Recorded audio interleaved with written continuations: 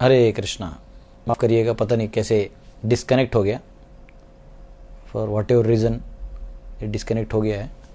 तो हरे कृष्णा, माफ़ करिएगा। तो अगर हम गुस्सा जो करते हैं तो कई बार उपास करने से, तपस्या करने से भी व्यक्ति जो है वो बहुत गुस्सा हो जाता है। हरे कृष्णा, लगता है मैं लाइव आया हूँ कि नहीं, चेक, हाँ आ गया, ओके, माफ़ करिएगा। हरे कृष्णा, कुछ मैं भी नहीं जानता, अपने आप हो गया, ठीक है। हरे कृष्णा। तो जब हम गुस्सा करते हैं या फिर हम सब कभी क्या कहते हैं उसको, किसी पे ये ऐसे तपस्या करते तो गुस्सा आना स्वाभाविक है। तो दुर्वासा मुनि ने क्या किया, उसी समय दुर्वासा मुनि पहुंचे थे और दुर्वासा मुनि ने देखा कि जो समय है वो आ गया है। तो ये जो ब्राह्मण है, इन लोगों ने कह दिया था राजा को, अम्बरीश महाराज को, कि आपका समय आ गया है। तो उन्होंने बोला ठीक है, क्या किया जाए। तो बोले ऐसा करिए, अगर अतिथि नहीं खाएंगे तो भी अपमान है, तो आप सिर्फ, उन्होंने बोला दुर्वासा मुनि को आप लोग स्नान कर लीजिए, और उन्होंने केवल बोला कि थोड़ा सा जल जो है मैं ले लूंगा। तो उन्होंने जल जो है हल्का सा प्राशन किया, और दुर्वासा इतना गुस्सा हो गए, इतना गुस्सा हो गए, बोले मैं नहीं छोड़ूंगा, और कोई चांस ही नहीं आपको छोड़ने का, ऐसा वगैरह उन्होंने गुस्सा कर दिया। और एकदम उसने हमारे जटा से निकाल के एक जो है राक्षस पैदा कर दिया। और वो जो राक्षस है, तो अब क्या हुआ, यहां क्योंकि अपराध कर दिया था, इतना करने पर इमीडिएटली सुदर्शन आ गया अम्बरीश को बचाने के लिए, क्योंकि अम्बरीश बहुत बड़े भक्त हैं। और अम्बरीश की गाथा, मतलब पूरे भागवत में तो उन्होंने ऐसे ऐसे चीज़ें बताई, कैसे आंखों से हमें भगवान का दर्शन करना चाहिए, हाथों से सेवा करना चाहिए, कैसे हमारे इंद्रियों को भगवान में लगा सकते हैं, ऐसा बहुत सुंदर अम्बरीश महाराज ने बताया है। तो यहाँ पे दुर्वासा के पीछे सुदर्शन लग गया।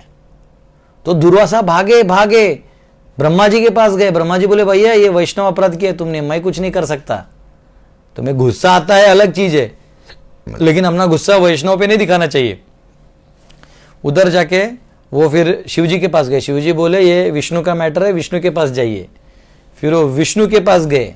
जब वो विष्णु के पास गए तो बोले कि देखो जिधर अपराध हुआ है वहीं जाओ, नहीं तो ये सुदर्शन तुम्हारे पीछे आएगा। तो वैकुंठ में भी उनको फ्रीडम नहीं मिला। फिर वो रिटर्न आए और वैकुंठ, वो अम्बरीश को माफ़ी मांगे। अम्बरीश बोले नहीं नहीं नहीं, मैंने तो सिर्फ लोगों के लिए किया था, तो मैंने थोड़ा जल इसलिए ले लिया ताकि कम से कम ये जो फल है वो लोगों को मिले। तो फिर वो वहाँ जाके मामला ख़त्म हुआ। तो गुस्सा आए तो भी वैष्णव पे नहीं करना चाहिए, क्योंकि ऐसा कहा जाता है कि कुसुमादपि कोमलम वज्रादपि कठोरम। वो वैष्णव जो होते हैं वो कुसुम से भी कोमल होते हैं और वज्र से भी कठोर होते हैं। तो लेकिन तो भक्त जो हैं वो कभी वो कठोर होते तो बाहर वालों के लिए। प्रभुपाद बोलते हैं you should be like a chase like a tiger and lamb at home. Preaching जब आप बाहर करते हो तब आप टाइगर की तरह करो, और अंदर में जब आप रहते हो तो एक बकरी की तरह रहो, सिंपल भक्त की तरह रहो। आप वो मत करो, आप जो है ज़्यादा गुस्सा दिखा के भक्तों का अपराध करने का ज़रूरत नहीं है। तो ये जिनको गुस्सा आता है उनके लिए तो ये स्टेटमेंट है, इनमें से मैं भी हूँ। लेकिन क्या है, जो सत्य है वो खुद के लिए भी होना चाहिए, ऐसा नहीं कि सिर्फ बाहर वालों के लिए होना चाहिए। हम सब अनर्थ से भरे हैं, मैं तो खुद भरा हूँ, तो मैं भी जानता हूँ। लेकिन ये उसका उपाय है। देखिए इसका उपाय बहुत सुंदर भागवत में ही दिया है। एक बार राजा चित्रकेतु जो थे उनको 1000 रानियाँ थी, लेकिन उनको पुत्र नहीं हो रहा था। तो अंत में उन्होंने अंगिरा मुनि से रिक्वेस्ट किया, उन्होंने कोई खीर दिया, उन्होंने एक पत्नी को दिया, उन्होंने वो खाया, उनको पुत्र हुआ। लेकिन वो पुत्र जो है वो, उनकी जो दूसरी रानियाँ थी उनको जलन हुआ, उन्होंने उसको विष खिला दिया, वो मर गया, बेचारा मर गया। तो रोने लगे चित्रकेतु। तो चित्रकेतु फिर नारद मुनि आए और बोले क्या है, क्या हो गया। तो बोलता है ऐसा हो गया, प्लीज़ मेरे बच्चे को क्या कुछ कर दीजिए। नारद मुनि ने बच्चे को जीवित कर दिया। बच्चा के बोलता है, ये बोलते बेटा, बोलते कौन, आप कौन है। बोले मैं आपका पिता। बोले कौन से जन्म का पिता, मेरे अनेक जन्म हुए हैं। बोले हैं। तो चित्रकेतु जाग गए। तो चित्रकेतु जाग गए, एकदम वो हो गए। तो फिर उन्होंने वो छोड़ ही दिया। फिर उन्होंने केवल जो है भगवान का नाम जप करना चालू कर दिया। एक्चुअली संसार में हम कुछ ज़्यादा बदल नहीं सकते, लेकिन भगवान का जो दिया हुआ वर्णाश्रम है उसको इस्टेब्लिश करके तो जा सकते हैं, और लोगों को हरिनाम दे के और शास्त्रों को दे के हम आगे जा सकते हैं। तो चित्रकेतु ने वही किया।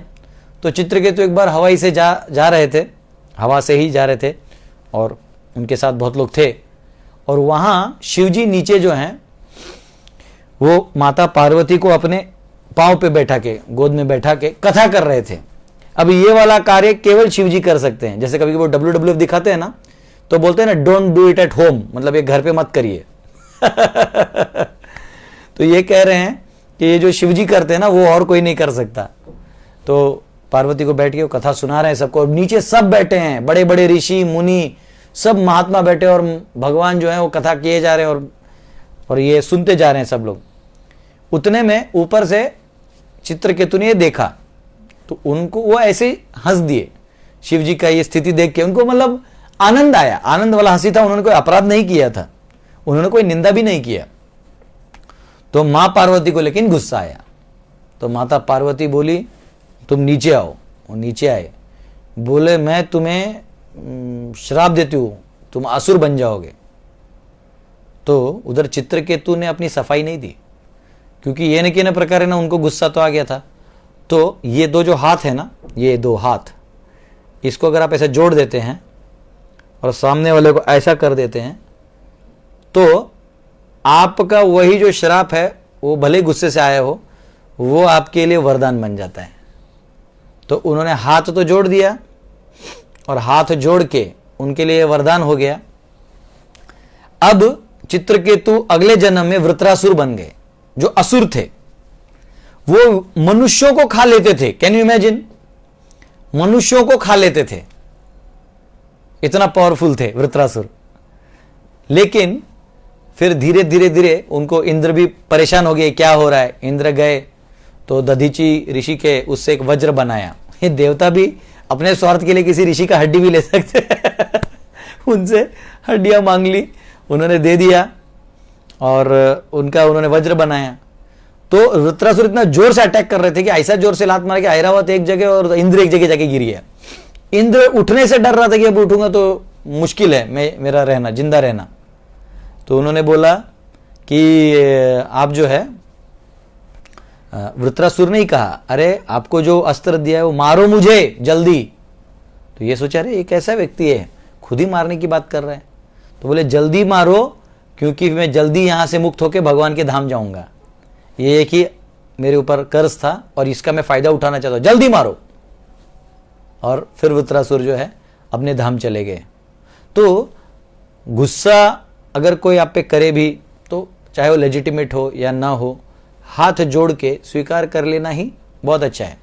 क्योंकि गुस्सा जब कोई करता है तो एक्चुअली वो अपनी कंसेप्ट्स बोल रहा है, वो अपनी सोच को आपके सामने रख रहा है, और उसको कभी कभी लगता है कि आप उसकी सोच को नहीं समझ पा रहे हो। तो तभी आप केवल हाथ जोड़ सकते हैं, क्योंकि आप भी अचानक से अपना विचार तो नहीं बदलोगे। तो हाथ जोड़ लेना है ऐसे समय। कई बार होता है कुछ लोग, जैसे हम लोग अब तो हम खुद प्रचार करते हैं, लेकिन कभी कोई ट्रेन में बैठते हैं तो फिर लोग बोलना भी चालू कर देते कुछ भी, मतलब उनका क्या अपना एक माइंड में रहता है, हाँ अरे आजकल के साधु ये वो। हम लोग कुछ नहीं कर, हाथ जोड़ लेते। फिर थोड़ी देर में वो कुछ पूछते हैं, जब हम जवाब देते तो बोलते हैं आप तो पढ़े लिखे हैं, तो मतलब क्या करिएगा, अब आपका सोच है कि हम अनपढ़, तो क्या कर सकते हैं। तो कई बार लोगों को ऐसा लगता है। तो घर में भी कई बार रिश्तेदार होते हैं, वो आपसे कुछ बात करते हैं, तो जब बात करते हैं तो एक्चुअली अपनी सोच को रखते हैं। तो आपको देखिए उस सोच में को आप कुछ कर सकते हैं तो ठीक है, अन्यथा हाथ जोड़ लीजिए। इससे बड़ा शक्ति और कुछ नहीं है। तो यहां पे अगर हमें गुस्सा आता भी है तो हम गुस्से को भी, हमारे एंगर को भी हम भगवान की सेवा में लगा सकते हैं। आप अर्जुन और हनुमान जी का कहानी तो प्रभुपाद जी भी बहुत बार कोट करते हैं एंगर में, कि अर्जुन को भी गुस्सा आया, पत्नी को विवस्त्र किया तो गुस्सा आना ही था। तो उन्होंने क्या किया, जो गुस्सा है वो निकाला और युद्ध के रूप में निकाला। तो वहां भगवान की सेवा के माध्यम से उन्होंने धर्म की स्थापना कर दी। वही हनुमान जी, उन्हें भी गुस्सा आया तो लंका जला के आ गए। तो गुस्सा आए तो भगवान की सेवा कर दीजिए। तो प्रभुपाद जी बोलते हैं कि भक्तों को भी गुस्सा आना चाहिए, गुस्सा को दबाना नहीं है। गुस्से को दबाइएगा ना तो आप वियर्ड बन जाइएगा। मैंने कई लोगों के चेहरे देखे ऐसा करते हैं। बोले ये ऐसा, मैं बोला क्या हुआ, तो उसको पूछिएगा तो वो बहुत बोलता है ऐसा किया, ऐसा ऐसा ऐसा ऐसा ऐसा ब्ला ब्ला ब्ला ब्ला। तो पता चलता है बाप रे बाप, इसके मन में इतना गुस्सा भरा हुआ था। तो अगर आपके मन में गुस्सा है और आप उसको निकाल नहीं रहे हैं तो कहीं ना कहीं आप उसको दबा के उससे आपको ही अंदर में अटक जाएगा, वो आपको शारीरिक और मानसिक तकलीफ दे सकता है। तो गुस्से को आप निकालिए, लेकिन सामने वाले को बोल दीजिए। और दूसरा क्या है कि भगवान की सेवा में लगे। तो प्रभुपाद जी बोलते हैं कि भक्तों को भी गुस्सा आना चाहिए। किस पे गुस्सा आना चाहिए? अपसिद्धांत ध्वांत हारिणे।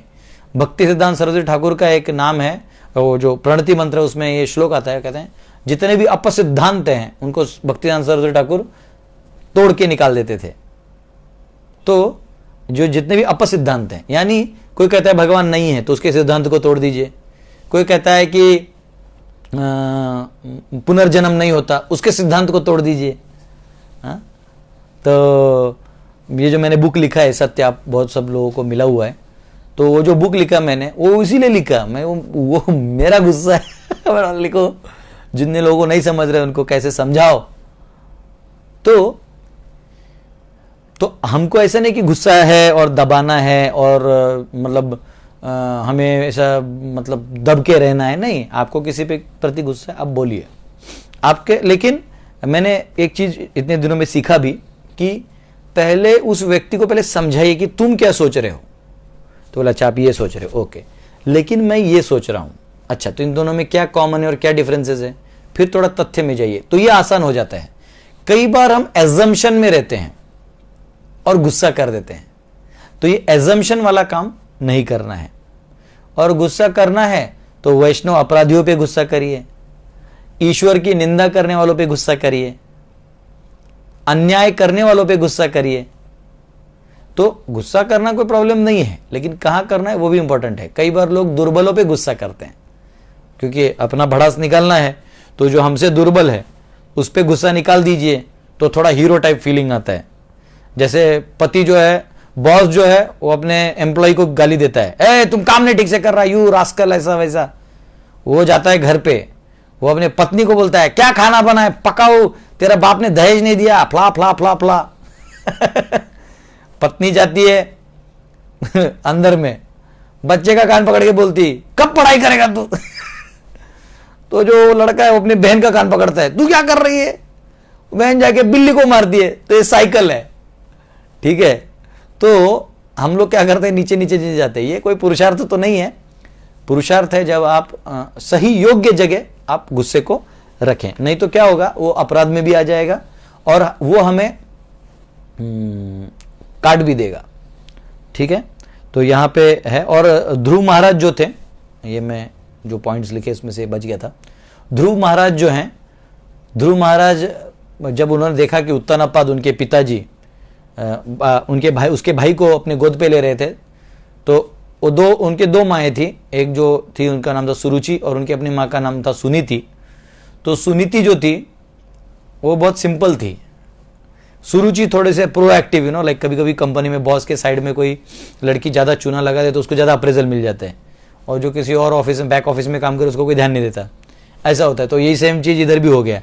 देखिए कुछ बदलता नहीं संसार में, आप ऑफिस बनाइए वही सिस्टम बनेगा, आप महल बनाइए वही सिस्टम बनेगा। इसलिए साधु जन ना ऑफिस का ध्यान देते ना उसका, वो निकलो भैया हरिनाम करो, इस संसार से निकलो। तो उन्होंने देखा कि जो अपने भाई को बैठा है तो उनकी भी इच्छा हो गई, स्वाभाविक है, बेटा है वो भी।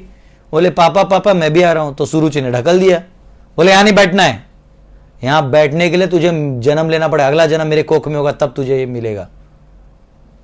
और दुख उस बात का नहीं था कि सुरुचि ने ऐसा बोला, दुख इस बात का था कि पिताजी ने कुछ नहीं बोला। पिताजी बोलते थे चुप रहे, आ जाओ आ जाओ, ऐसा नहीं बोला। तो अब जो है ये गुस्सा हो गई। अब ऐसा कहते हैं ध्रुव इतना गुस्सा हो गया, ऐसे बोलते जैसे किसी सांप को मारने का जो सांस लेते ना फास्ट, वैसे वो डर गया एकदम, मतलब फास्ट हो गया और निकल गया, माँ के पास गया। माँ, बोले ऐसा क्यों कर रहे? बोले देखो बेटा मुझसे इतना प्रेम नहीं करते इसलिए नहीं बिठा। बोले तो मुझे इससे बड़ा राज्य चाहिए, कहां मिलेगा? तो माँ भी ऐसी, माँ हो तो ऐसी। उन्होंने बोला जाओ, मैंने सुना है जंगल में जो लोग जाते हैं तो भगवान विष्णु मिलते हैं और भगवान विष्णु जो हैं वो सारे चीज़ों को कर देते हैं। तो जाओ और वहीं जाके तपस्या करो। तो ध्रुव महाराज ने जाके तपस्या किया और फिर 6 महीने का तपस्या किया, उसका पूरा विवरण तो भागवत में है। और तपस्या करने के बाद उन्हें जो है विष्णु ने दर्शन दिया और दर्शन देने के बाद उन्हें जब टच किया तो ऐसे वो शांत हो गए। अब उनकी इच्छा ही नहीं बची कुछ लेने की। तो बोले नहीं ध्रुव, मैं पूरा एक लोक तुम्हें दे दूंगा। तो एक लोक जो है ऊपर का सबसे बड़ा वो ध्रुव महाराज को दे दिया। तो गुस्सा भी आए तो जाके विष्णु का तपस्या करिए। गुस्सा आना कोई प्रॉब्लम नहीं है, उसमें भी विष्णु को याद करिए, भगवान कृष्ण को याद करिए। तो ये इससे हमारा हृदय जो है शुद्ध हो जाएगा, चित्त शुद्ध हो जाएगा और हमारा गुस्सा भी जो ठंडा हो जाएगा। देखिए गुस्से का एक ड्रॉबैक ये भी है कि बहुत सारे रिश्ते टूट जाते हैं। कई बार हम लोग गुस्सा कर लेते हैं तो हमारे रिश्ते टूट जाते हैं, लेकिन कई बार एक लेजिटिमेट गुस्सा भी होना चाहिए, नहीं तो अनुशासन नहीं हो पाता। तो इसको बैलेंस करना भी सीखना चाहिए कि गुस्सा करिए। जैसे माँ अगर बच्चे पे गुस्सा नहीं करेगा तो बच्चे जो हैं वो मस्ती करेंगे, लेकिन अगर आप एकदम गुस्सा ही करते रहिएगा तो क्या होगा, तो बच्चा आपसे दूर हो जाएगा। श्रेयांश जी कह रहे हैं कि ध्रुव लोग बहुत इंपॉर्टेंट है क्योंकि उसके वजह से सब प्लैनेट्स घूम रहे हैं, ये कॉस्मोलॉजी का इफेक्ट है। कभी कभी मुझे सच में अच्छा लगता है कि हमने कैसे तैसे उस पहाड़ को पार कर दिया, कॉस्मोलॉजी के पहाड़ को। ठीक है, वो बहुत बड़ा पहाड़ था, टफ सब्जेक्ट था, लेकिन भगवान की कृपा से और आप सब के जेन्युइन ऑडियंस और प्रेजेंस से हम वो सब पार कर पाए। ये बेसिकली बहुत बड़ा अचीवमेंट था लाइफ में।